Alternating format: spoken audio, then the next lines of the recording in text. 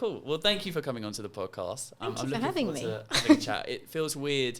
We've been just walking through the National Running Show where it's busy and hectic and people everywhere, and it's great. You've been speaking as well a couple of times and signing books and chatting to people, and then coming to a room, the little podcast studio we've got set up where it feels like you are not in a room next to people. It's quite different, isn't it? It's really nice. Yeah, it's quite quiet. I'm a real introvert. People always find that really weird because obviously because of my job, I'm always trying to educating and speaking, but I find it really difficult.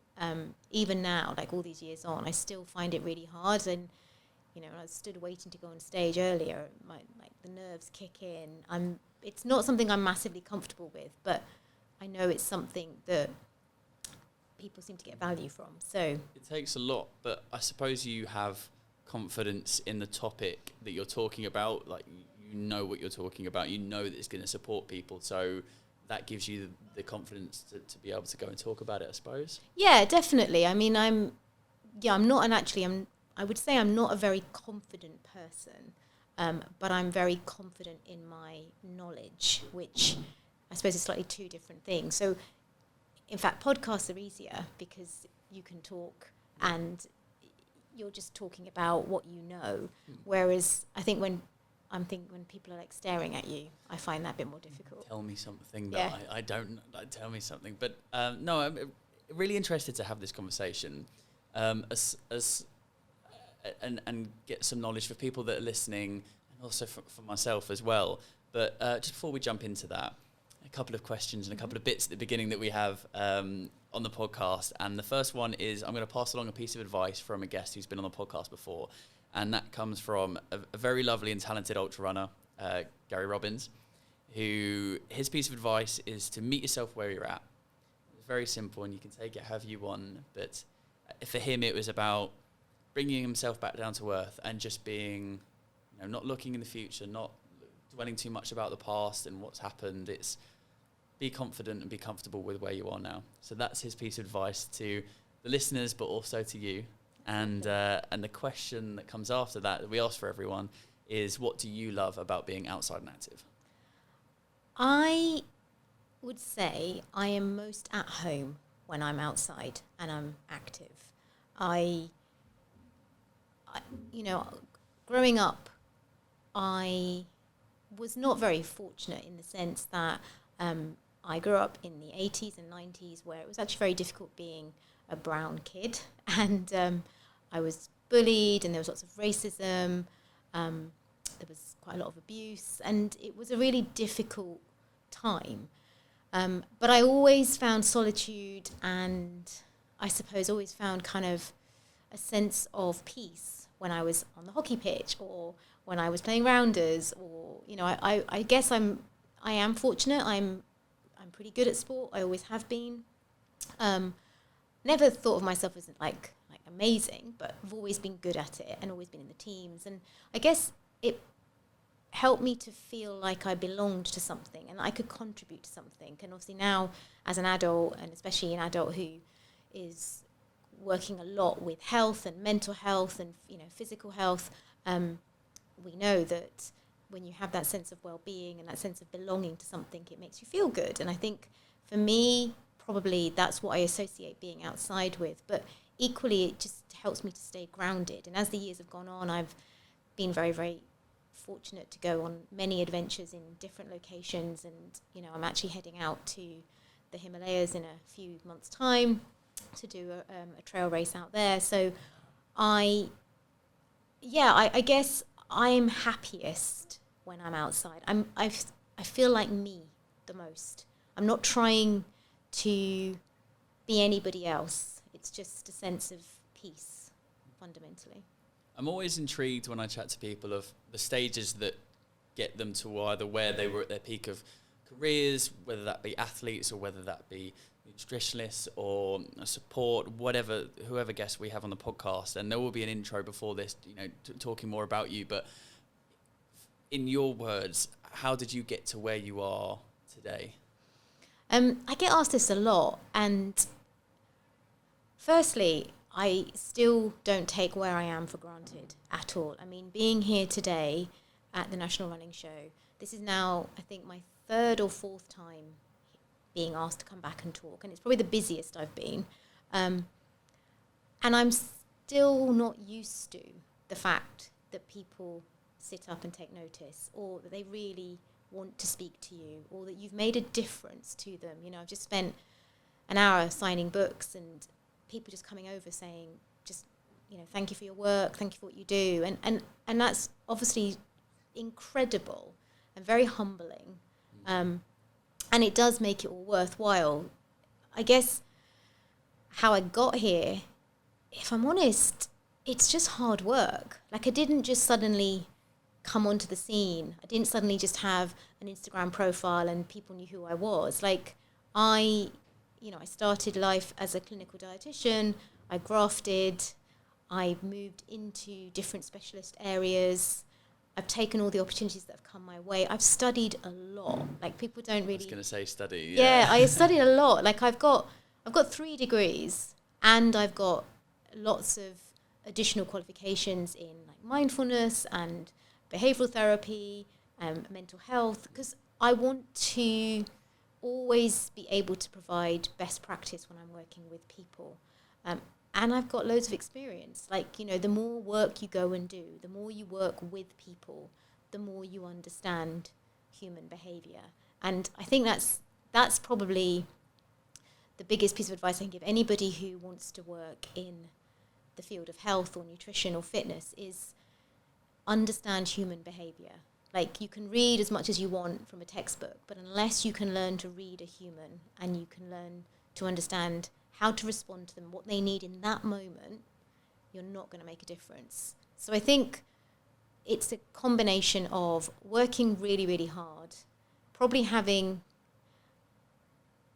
a knack of connection and engagement, and I suppose just still always striving to learn more.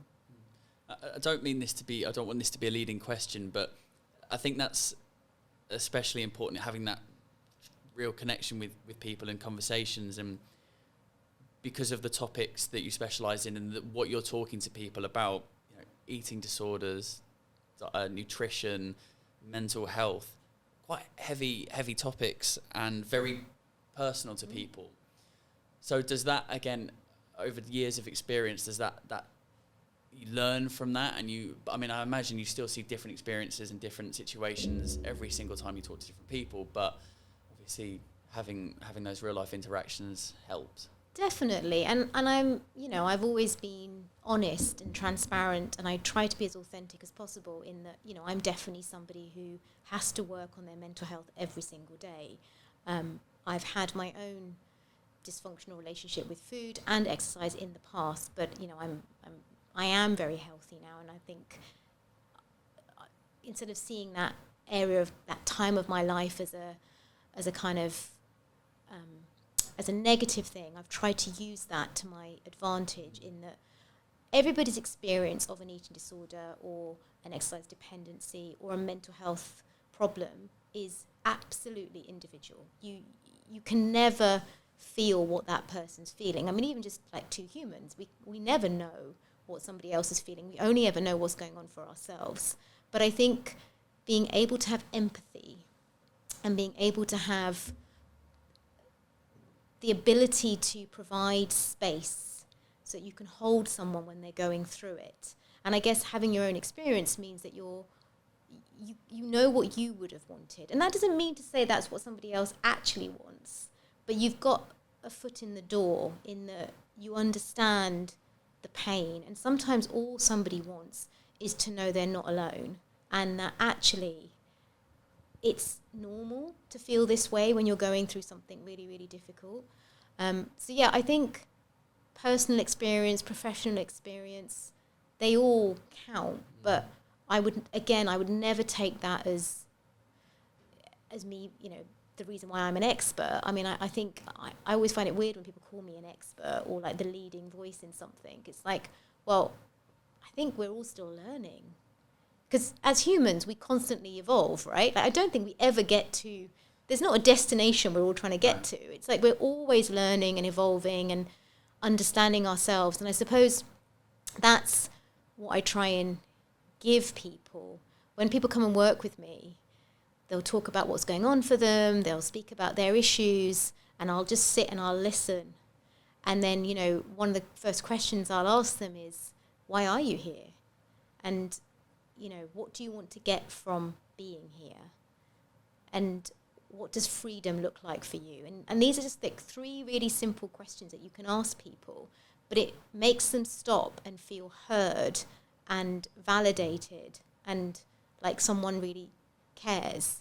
Because I could just go in on my narrative and my, you know, we're going to work on this and this is what we're going to do and it's going to be this and we're going to follow this pattern. And it's like, that doesn't work for people. And I think that's one of my frustrations with a lot of services, you know, general sort of mental health services, is that I understand that, you know, we need evidence-based and we need to be mindful of what we're saying.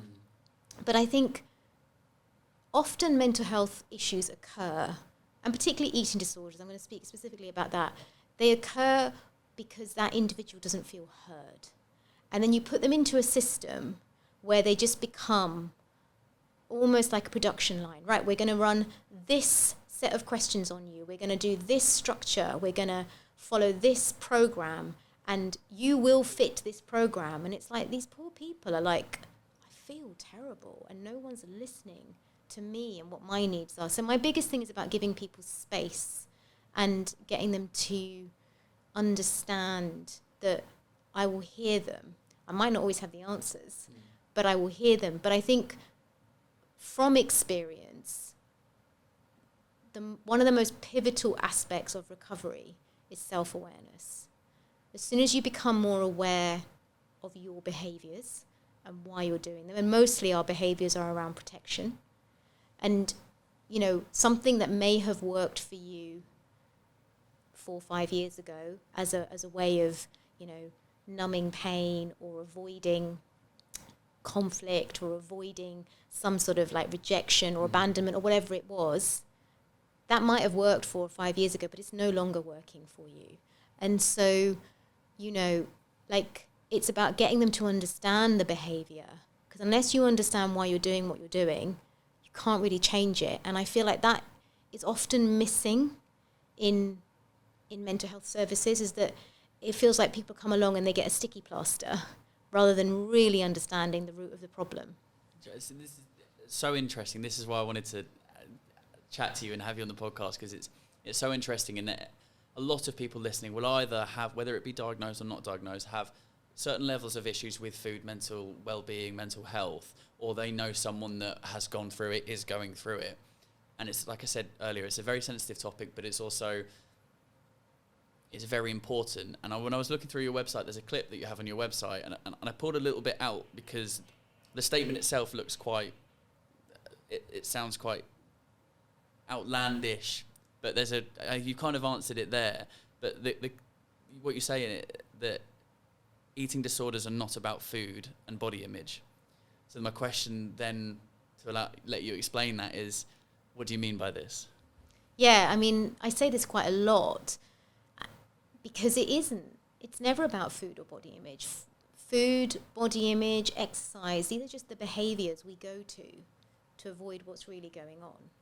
And, you know, everybody's story is going to be different, so I don't want to invalidate what people are going through, but fundamentally, the common themes that have come through is people not feeling good enough, people not feeling accepted, people fearing failing, you know. And it's not like it's a conscious narrative.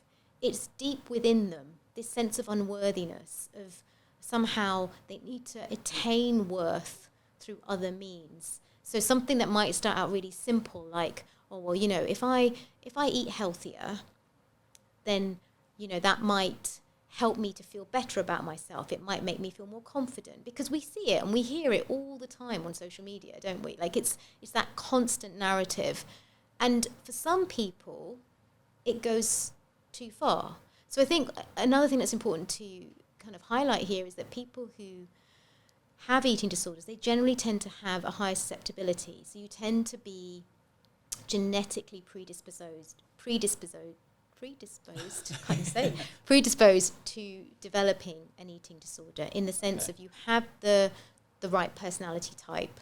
And whenever I describe this personality type, it's like, it's so, that's you, Renee, but it really is this kind of perfectionist, self-critical, highly compulsive and obsessive, but very determined, very motivated, very sensitive, very, very empathetic. Like, these are the individuals that are more likely, I'm not saying they will, but are more likely.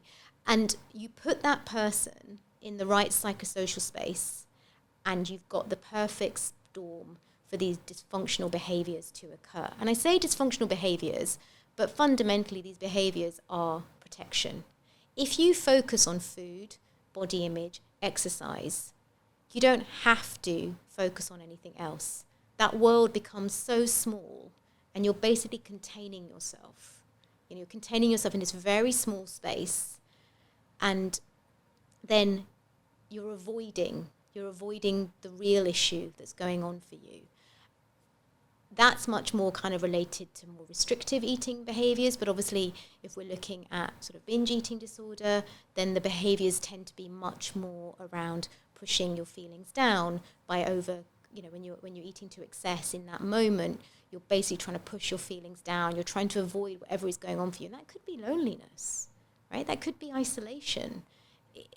And I think one of the things I would love to change is I would love to teach children about emotions and like what they are and how they are created and what they mean. And actually, just because you feel something, it doesn't mean you need to act on it, right? That's the thing, is that a lot of people don't understand the emotions they get. Why am I getting this emotion? What is it? How do I manage it? Do I have to deal with it? Totally. Yeah. And actually, sometimes our emotions are really interesting. You know, like, I'm obviously somebody who has spent a lot of time on myself, working on myself. Like I said, I work on my mental health every day. And my partner and I will have like full-on conversations. And I'll be like, I'm noticing that I'm feeling sort of this and this and this and this. And he's like, bless him, he just sits there and listens.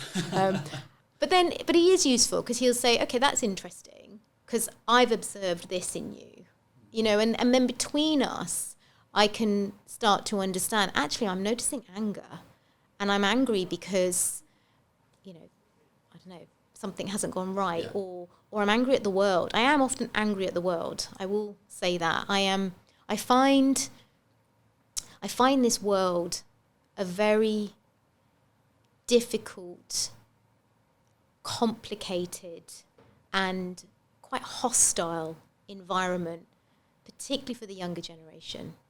And I worry about that.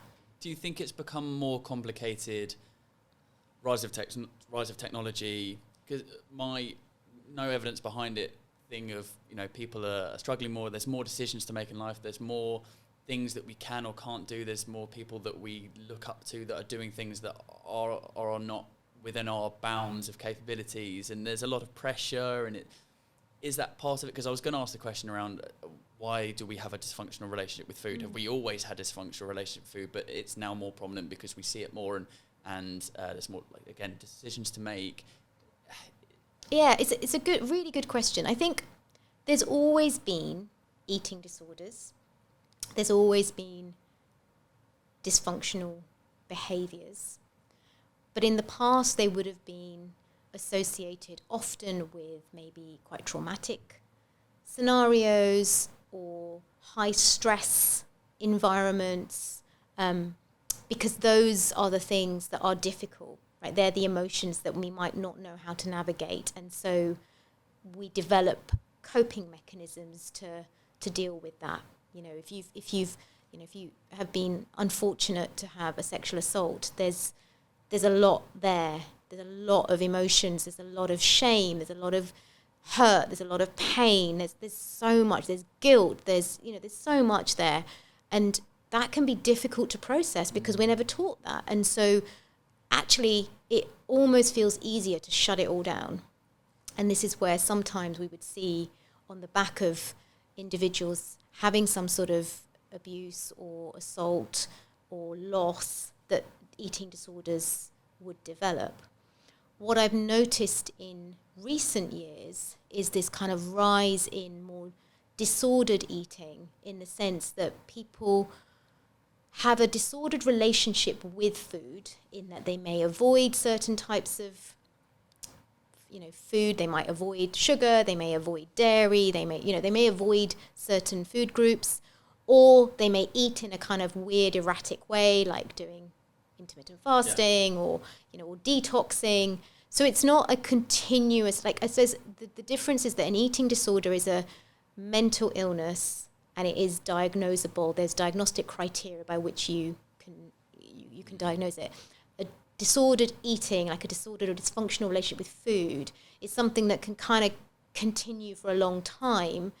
It doesn't help your mental health. It definitely creates anxiety and social isolation in many cases, but it might not be severe enough to be picked up as a specific eating disorder, if that makes sense. Interesting. Yeah, because again, I was going to ask this question, and that leads me onto it really nicely, because I'm sure there will be people listening that will be thinking, well, maybe I've done intermittent fasting, or I have gone through periods where I calorie count aggressively, and I've been through times where I've done intermittent fasting, times where I've tried to do keto, times where I've tried to do keto and intermittent fasting at the same time. I'm at a point now where I'm comfortable with how I'm eating and better with that. But is that dysfunctional relationship with food? Is that because then how does? Sorry, I'm adding more things to the question now. How does body dysmorphia then play into it? Because again, talking about the eating disorder, the eating less food, the eating more food, or binge eating is the what. The what. That's what's coming at the end of it. We're trying to think about the why, like what's causing that. But body dysmorphia, how does that play into it? Yeah. And then obviously going back to the original question of the calorie counting and all those little. So I think nutrition approaches is what you're talking about to a certain degree in terms of calorie counting, keto, intermittent fasting, and people do them. Are they disordered? It's a good question. I think I would suggest that potentially yes, because there's usually a reason for why you go down that road. If it's about improving performance, then, and I think people often hide behind that, this is about my performance, this is why I'm doing it. But actually, if you then look at the scientific evidence, there's no evidence to back up that these things actually are going to help your performance. Where I think it becomes disordered rather than just an approach is where it starts to affect your well-being. So where you might not be able to go out and socialize with your friendship groups, where it becomes all-consuming, or at least a big part of your day is consumed by what you could or couldn't eat, or are you going to the gym or not going to the gym, or how many steps you've done and should you do more. Like when it starts to become more consuming and more of a kind of almost rule that you have to abide by, then I think it starts to become disordered. Where it turns into a full-blown eating disorder is when it's a repeated behavior that can actually start to then become harmful to your health. So what we know is that a lot of people will start with maybe a slightly dysfunctional eating behavior. So something like the keto diet is a really good one to kind of use as an example.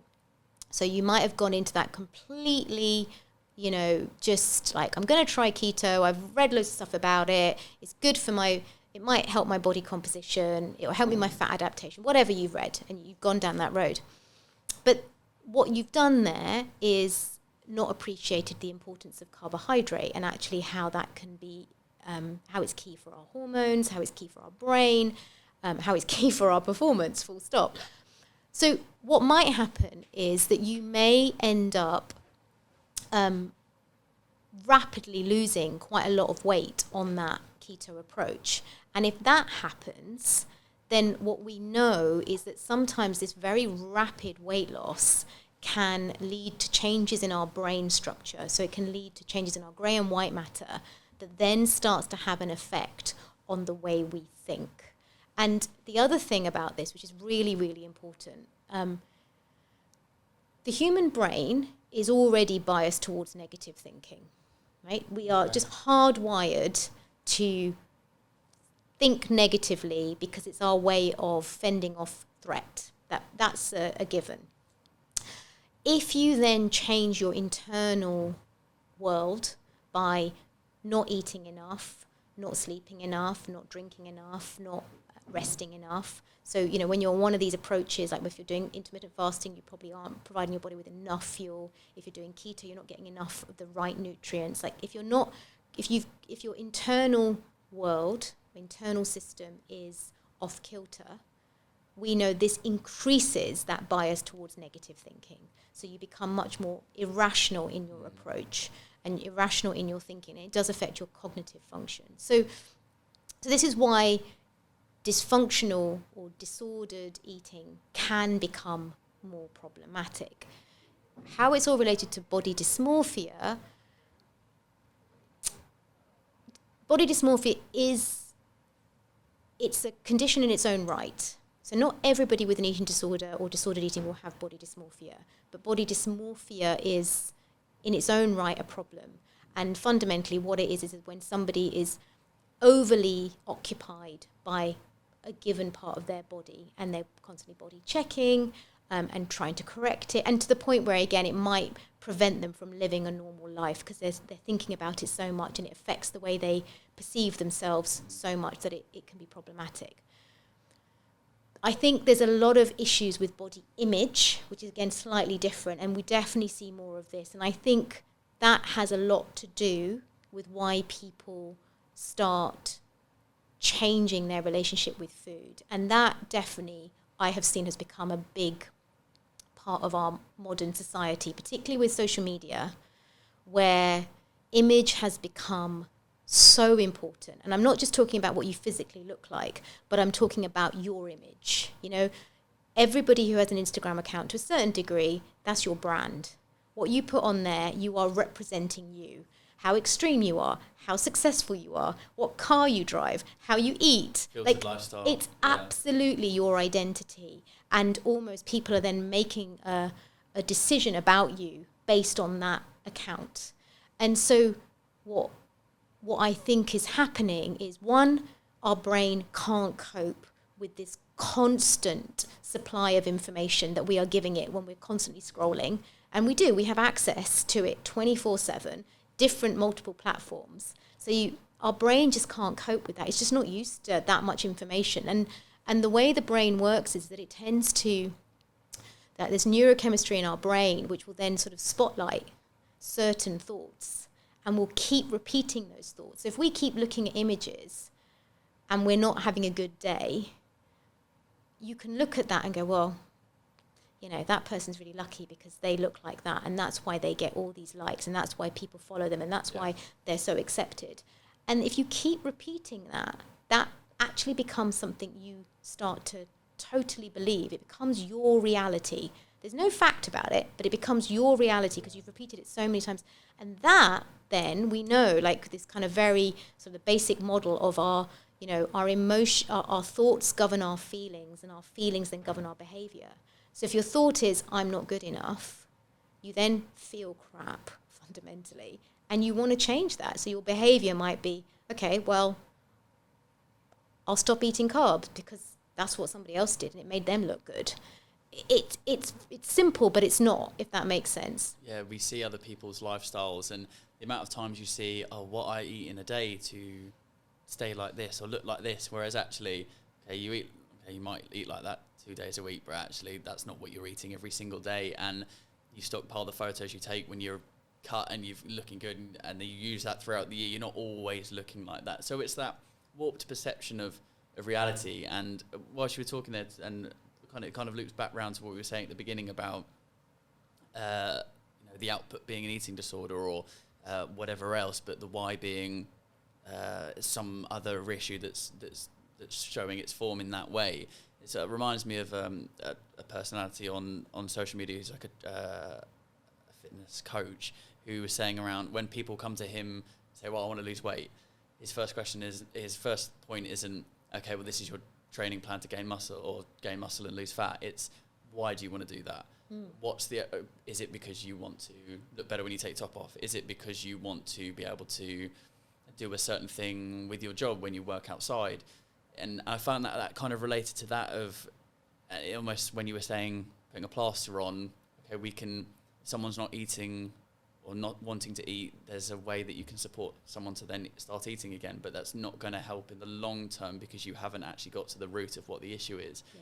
So it's really interesting how that works, and I think a lot of people will be listening going, okay, I can see myself doing that. Okay, well, why am I doing that? So actually they're taking that step further back. And it's really interesting. It's a very complex. It is really complex, and that's what people don't realise. And I think, like, you know, often people will say, so I get a lot of clients that have issues with body image, and they'll say, you know, I wish I looked like X, or I wish I, you know, and I was like, and I always say to them, what would you do differently if you did? What would your life look like if you did? And often they're like, well, it wouldn't. I'm like, so why is that so important? You know, it's interesting the value someone is putting on an image fundamentally because of what we are being exposed to all the time. And in majority of cases, when we go in pursuit of a body image or in pursuit of a sporting achievement or in pursuit of some sort of kind of like, I don't know, follow interaction or whatever it might be, what we're trying to do there is attain worth. We're all looking for validation, right? And it's interesting because last night I did a little story for the National Running Show saying I was in Birmingham and I was, you know, kind of looking forward to today. And I did this. I don't do stories very often, but I did the story and I realised that I'd just come back out. I'd come out of the gym. So I had not that I wear makeup much anyway, but I had no makeup on. I'd been in the gym. My hair was a mess. I am a woman in my 40s, so I do have grey hair.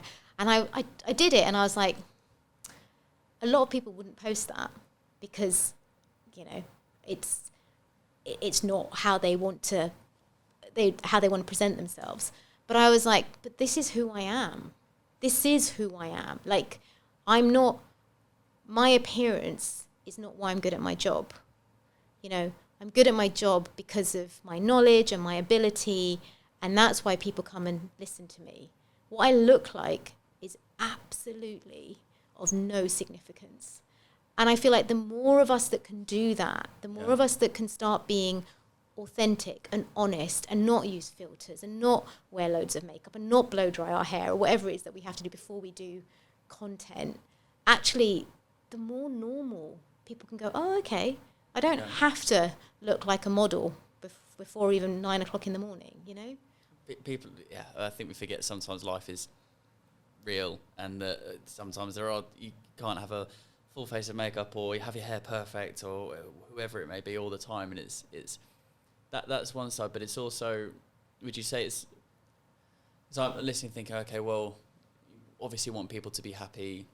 The aim is you should be happy or seek to be happy in whatever and however you know, that doesn't have to be six pack and whatever, but would you also say that it actually can be quite healthy to have a realistic and sustainable goal to say, oh, if I want to squat this amount or work in more of this into my diet in a sustainable way, not, you know, rash dieting, or lose a little bit of weight to feel better about myself. That can be positive as well. I think it's important to acknowledge that. Yeah, I mean, nobody's saying that we shouldn't want to feel good, right? But I think there's this idea that health is a look, and you can still be healthy if you don't fit the societal ideal of what health looks like. You know, if you're doing all the work, right? If you're eating well and you're giving your body what it needs, and you're getting, like, you know, your whole grains and your beans and your pulses and your lean fish and your meats, and you're getting your essential fatty acids, and you're getting everything you need. If you're being active 3, 4, 5 times a week, if you're sleeping well, if you've got social connection, if you're doing everything that actually makes you a healthy individual, then that's the key thing, right? But I think if you're doing that and then still thinking, but I'll be more acceptable or desirable if I had a 6-pack or if I lost 3 kilos, to what gain? You know, I'm always like, is it worth that cost? And I think the problem is because so many people, the images that we see are often so unrealistic. I was talking to a young client the other day, and I was saying to her, I was like, the problem is you are following athletes on social media. You are following people whose profession it is to run or be a triathlete. And of course they look a certain way because they train all day. That's their job. They get paid to do that. That is what they do. But what you really need is to be in a room full of normal women. And I mean normal. I'm not talking about the extremes. I'm just talking about normal. Because, you know, normal women come in lots of different shapes and sizes. And a lot of that is genetics. A lot of that is predetermined. And one of the biggest challenges I have in my job is getting mainly women, but men as well, but getting the individual I'm working with to set a realistic goal of what is right for them. Because we can't all look like supermodels. We're not all going to have six packs. We're not all going to be super toned and lean because our genetic predisposition does not let us do that. But as long as you're healthy, and again, I go back to health being about, you know, a healthy diet, not one that's restrained, one that is kind of, you know, allows you to have social connection, that allows you to enjoy food. Making sure you do have that social connection, making sure you are moving your body, but it doesn't have to be to an extreme. Like nothing has to be extreme. And I think dietitians have been banging on about moderation for years, and it's such a boring word. And I still am trying to work out how you make moderation sexy. And I have no idea how you do that. But it is fundamentally what we're talking about, is that, you know, to live life really is to have a very balanced approach. And that means managing your physical and mental health.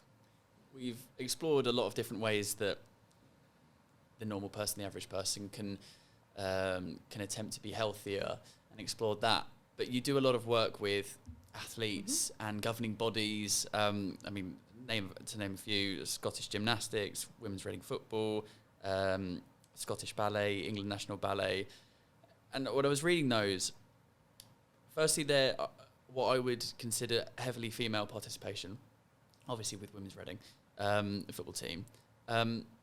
But why do you work with these? Why are companies, governing bodies, sports teams getting in nutrition lists to talk about these issues rather than just what should you eat, but also, you know, the work that you specialise in? And is it a stereotype to say that these issues may be predisposed towards females in current society, or is that false?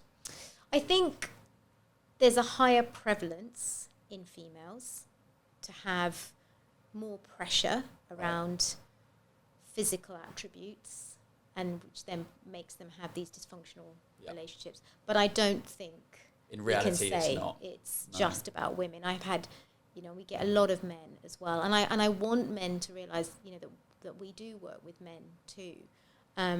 Is it that whole thing of we don't talk about it as much, do you think? Yeah, and I think also when you're working with females, because obviously females, one of our primary roles is reproduction, right? That's kind of why we're here. Yeah. But it also means that our body's very sensitive. So it doesn't take our bodies to go too far before we start seeing the signs that perhaps our body's not coping very well. By the time men start getting signs that their body's not working very well, things have gone quite far. So men's bodies are much more resilient, I guess, if that's a word you want to use. They're much more resistant than females because of evolution, fundamentally. So I think that's one thing, is that I think men don't always realise until it gets too far. I think men do struggle with potential stigma. It was really interesting. I was on a podcast last week with Sports Desk, and we were talking about eating disorders in women's football. And Claire Rafferty did an amazing interview talking about, I don't know if you heard it, talking about her experience in bulimia and everything. And I was on there as one of the experts chatting about the problem and what we're seeing. And we put this out, and it went out on Twitter. And the majority of comments were really, really supportive and positive. But there were a handful of like, you know, why is this such a problem? You know, it happens in the men's game too. Why are we not talking about it? Like, men just get on with it. And it was really interesting. And I was like, at first I was like, no, really don't react, because I'm very good at reacting. And I was like, don't react. And then I was like, no, I'm not okay with this, because actually a few years ago I was on a documentary with Freddie Flintoff when he opened up about his bulimia. And that got so much support. Like, so many men came out and said, thank you for opening the door. Thank you for talking about it. And I was like, why is it that this poor woman is getting abuse for talking about it when it's equally as important? And I did sort of say that. I was like, why is this any different to Freddie Flintoff coming out about his bulimia? And nobody responded. So I obviously shut them all up. Yeah. But I just think it is a problem, full stop. I don't think we can say it's a men versus female. I think it is a problem of humanity right now, particularly in the modern world. Why I get asked to work I can only speak from what the medical directors who asked me to be part of the organisations to say to me is that fundamentally the reason they usually want me is because I bring both a sports nutrition hat but also a slight clinical hat. And a lot of the concerns and the issues that come up need that. They need, you know, it can't just be a sports performance approach. It has to be that understanding of what's going on for this person hormonally, what's going on for this person physiologically, and what's going on for this person psychologically, and how do we bridge that gap. But I think the reason why we're talking about it is because it needs to be addressed. For too long, athletes, full stop, have had to suffer. They've had to suffer and nobody's paid attention to them. And a lot of them have had, you know, it is career ending for a lot of people. And so when these individuals have started to come forward and say there's a problem within sport, there's a problem within these organisations, we need someone who can help us, then that can't be ignored. And I'm really pleased that organisations and clubs are starting to take notice. Seriously. Yeah, I mean, even today it's been really great just sort of standing on one of the stands, and a couple of guys have come over. They're like, you know, we coach younger women. We've just heard what you've been saying about like the menstrual cycle and how it's important, but also how when the body changes it can be tricky. We want to have these conversations with our female athletes, but we don't know how to have it. You know, can you come in? Can you come and talk to us? And I'm like, yeah, of course I can. Like, of course I can. That's what I'm about. I'm not here to preach. I'm here. Ideally, I'd like to prevent. Yeah. And I'd like to prevent more people from going through these very difficult, dark situations that can occur. Interesting. And obviously being at a running show, you work with Ultra X and ultra runners, because that's a whole different terms in terms of nutrition that we could speak even longer about. But you work with runners as well, and that's so important for fueling and hydration as well for when people are doing multi-day marathons or ultra marathons, 100 milers. But one of the other things I really wanted to quickly touch on, and I read again, which I'd not heard of before, orthorexia, when healthy eating goes bad, and that's a book that you've written. Just tell me what that is, and because that's almost like, how can healthy eating go bad? Would be maybe the first thing that comes into my head. Yeah, no, absolutely. So orthorexia is, it's defined as the obsession with eating correctly. And it sort of came onto our kind of, it came onto our scene, shall we say, probably about 5 or 6 years ago, when the hashtag clean eating was like really popular, hashtag eat clean, hashtag clean eating. And I really had no idea what people were talking about when they were talking about clean eating. I'd be like, I don't really get this. I don't understand. But I was seeing more and more athletes particularly, but everybody coming through with like all these rules around, I can't eat processed foods. I can't eat this. I can't eat that. I can't eat sugar. I can't eat. And it's like, my goodness, like, where is this coming from?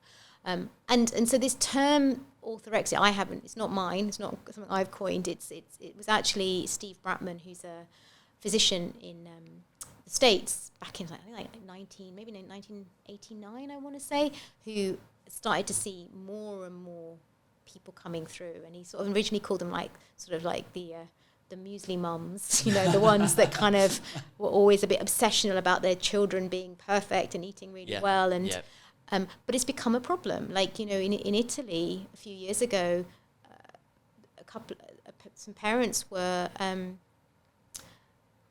arrested because they'd put their child on a vegan diet, but actually it was an orthorexic vegan diet, in that it was very, very low in energy, and that child did not grow. And so actually they were arrested for that. So orthorexia, there's nothing wrong with eating healthy. We've discussed that already. But orthorexia, I suppose, it's the kind of become the umbrella term for disordered eating. And it's a difficult one because it's so often disguised by wellness trends. So, you know, when plant-based first came on the scene, there is nothing wrong with being plant-based. In fact, we know it's really, really good for the environment. However, you still need to be able to provide yourself with essential nutrition and essential nutrients for your body to survive and function. So what I was noticing was lots of people, I'll never forget it. I mean, I'm so glad they don't exist anymore, but the spiralizers, I don't know if you remember those, where basically people would eat sort of pasta sauce, some sort of pasta sauce, usually tomato, because, you know, there's no energy in that, over a pile of spiralized courgette instead of spaghetti. Yeah, okay. So fundamentally, you have got no energy in that meal whatsoever, and yet they would pass that off as a meal. Or you got cauliflower-based pizza. I mean, what is that about? Pizza cannot be based on cauliflower. But this is the problem. So a lot of these wellness trends are almost disguising orthorexia, because you almost go, well, that's okay, that everybody else is doing it, so I can do it. Looks like a pizza. Exactly. It's not got anything, you know. But what happens with orthorexia particularly is that you then become obsessed by it.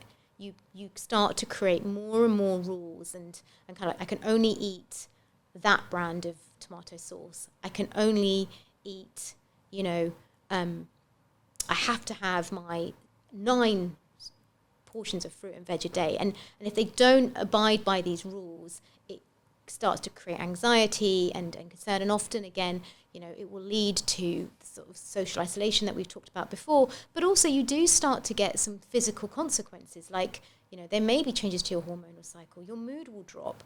You won't have enough energy to function. Like, there's real consequences, health consequences to that.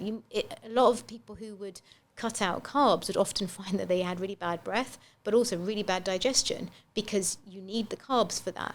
So, you know, orthorexia is not a specific, like, you know, you have to eat a particular way, but like I said, it tends to be the umbrella term for this need to eat particularly purely. Like, it's about, often it comes on the back of a health scare. Someone will go, oh my God, right, well, you know, my auntie got diagnosed with cancer, so I'm now going to make sure that I do everything I possibly can, but almost take it to such an extreme that it then starts to affect your health. Yeah.